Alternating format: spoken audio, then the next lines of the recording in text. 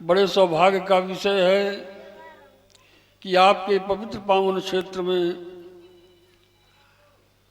हमारे शिष्य शिवम त्रिपाठी ने भागवत की अमृतमयी कथा का श्रवण करा करके आप लोगों को आनंद और महाआनंद की प्राप्ति कराई।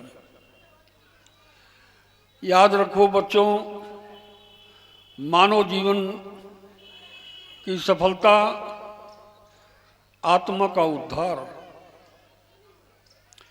ये जीवात्मा परमात्मा का अंश है। प्रत्येक जीवधारी प्राणी जन्म के पहले बिना शरीर वाला और मरने के बाद में भी बिना शरीर वाला, ये जीवात्मा इस शरीर से अलग है। यह जीवात्मा शरीर से इसका अनादिकालीन संबंध है। शरीर आत्मा नहीं बच्चों, आत्मा के रहने का घर है। यह त्रिगुणमयी माया का बंधन स्वीकार करके इस 23 तत्वों के अंदर ये त्रिगुणमयी माया के माध्यम से बंधा हुआ है। नहीं, जीवात्मा तो ईश्वर अंश जीव विनाशी और चेतन अमल सहज सुख राशि। यह जीवात्मा तो परमात्मा का अंश है। इसको बंधन लगा करके ब्रह्मा ने त्रिगुणमयी माया का इस शरीर के अंदर रखा है। मानव जीवन श्रेष्ठ क्यों है? याद रखो बच्चों, मानव जीवन श्रेष्ठ इसलिए है कि और अन्य योनियों में कर्मों के फलों को भोगने का अधिकार है, किंतु मानव जीवन में, मानव देह में नवीन कर्म करने का अधिकार है। जैसे टेप रिकॉर्ड है, उसमें दूसरे शब्दों का चढ़ाना होता है तो पहले वाले शब्द मिटते जाते हैं और बाद वाले चढ़ते जाते हैं। इसी तरह से जब मनुष्य गुरु बना लेता है और गुरु के दिए हुए गुरु मंत्र का जब वो जप करने लगता है तो उसके अनेकानेक जन्मों के अशुभ कर्मों के संस्कार उसके कर्माशय से मिटने लगते हैं और उसमें अच्छे नए संस्कार चढ़ने लगते हैं। बोले इसलिए मानव तो श्रेष्ठ है। मानव देह के लिए देवता भी तरसते हैं कि अगर मनुष्य देह मिल जाती तो हम देवत्व को छोड़ करके ब्रह्मत्व को प्राप्त कर लेते, लेकिन मौका तो सिर्फ एक बार मिलता है। 83,99,999 योनियों में मात्र कर्मों के फलों को भोगने का अधिकार है और मानव देह में बच्चों नवीन कर्म करने का अधिकार है। इसीलिए तो मानव तन श्रेष्ठ है। यह जीवात्मा न स्त्री है, न पुरुष है, न पशु है, न पक्षी है। ये जीवात्मा तो परमात्मा का अंश है। परमात्मा का अंश होने के कारण इसे अपनी आत्मा का उद्धार करने के लिए भगवान ने अवसर दिया है। मनुष्य देह,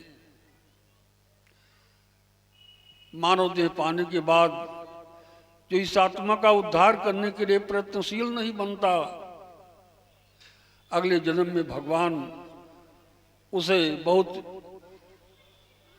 कष्ट के साथ उसका जीवन बिताने के लिए महादरिद्र के घर जन्म दे देते हैं।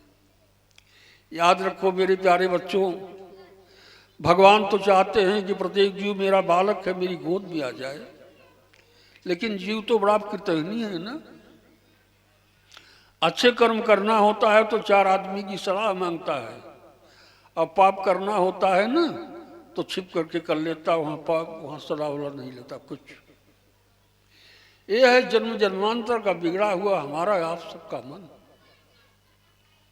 याद रखो बच्चों, इस शरीर का सबसे बिगड़ा हुआ अंग अपना अपना मन है। मन पानी की तरह है। पानी जैसे ऊपर से नीचे की ओर प्रवाहित होता है, उसी तरह से जन्म जन्मांतर का बिगड़ा हुआ मन वासनाओं की ओर भागता है।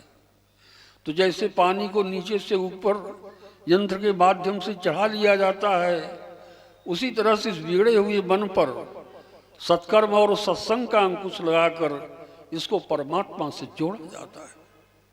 क्योंकि परमात्मा का अंश है ना। आप इसको परमात्मा से जोड़ोगे तो जुड़ जाएगा।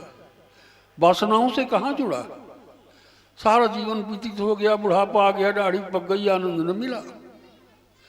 आनंद अगर बाहर की जड़ वस्तुओं में होता, धन में, सम्मान में, मकान में, व्यवहार में, पुरुष में, स्त्री में, पुत्र में, धन में, अगर सच्चा आनंद होता तो विचार कीजिए, जब मनुष्य की तबीयत खराब हो जाती है तो आनंद कहाँ चला जाता है? तबीयत खराब होने के बाद न तो घर अच्छा लगता है, न पुत्र अच्छा लगता है, न पत्नी अच्छी लगती है, न धन अच्छा लगता है, कुछ अच्छा नहीं लगता तबीयत खराब होने के बाद। इसका मतलब ये सच्चा आनंद नहीं है। धन परिवार वाला जो आनंद है वो असली आनंद नहीं है, ये तो अनुभूति मात्र है। आनंद स्वरूप परमात्मा तो हृदय के अंदर है, जिन्होंने जड़ और चेतन सबको बनाया है। भैया, जो स्वतः आनंद स्वरूप होगा वही तो हमें आपको आनंद देगा। जब बाहर की जड़ वस्तुओं में खुद ही आनंद नहीं तो बेचारे हमको तुमको कहाँ से दे। इसलिए याद करो भैया, याद रखो, अपने जीवन में एक घड़ी आधी में पुनियाद, और तुलसी संगत साध की बीते कोट अपराध। मनुष्य भगवान का ध्यान पूजन करता है, ठीक है। सिद्धि दो प्रकार की होती है। एक तो महापुरुषों को होती है जो तपस्या करके और भगवान का ध्यान करके परमात्मा को अपने हृदयाकाश में दर्शन कर लेने के बाद उनका जीवन सफल हो जाता है। और एक सिद्धि वो होती है कि मरने के बाद तत्काल परमात्मा का मिलन होता है। तो जीवन भर पूजा पाठ करो और सोचो कि यार भगवान तो नहीं मिले, हम तो बेकार। तो ऐसा नहीं है बच्चों, मरने के बाद तत्काल परमात्मा का मिलन होता है। सोना काई ना लगे और ना लोहा गुन खाए, और भला बुरा जो हरि भगत कतौ न रखना जाए, सियावर रामचंद्र की।